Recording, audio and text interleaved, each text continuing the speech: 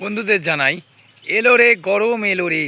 আসলে গরম এলো রে, গরমের আরাম, গরমের ঠান্ডা। কারেন্ট এখন থাকবে না, বন্ধুদের জানাই কোথাও কারেন্ট ঠিক মতো থাকে না, মিনিটে মিনিটে চলে যায় আধা ঘন্টা পর পর।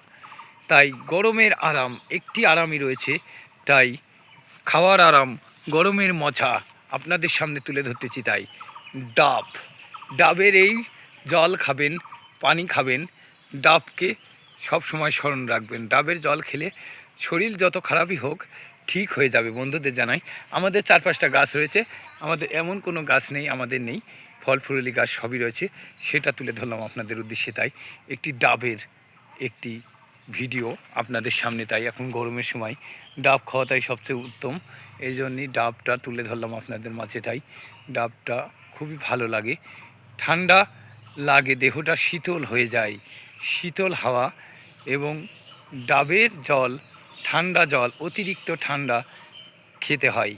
তাই ডাবের জলই উত্তম। এখনকার সময় ডাবটাই রয়েছে মূল্যবান সম্পদ।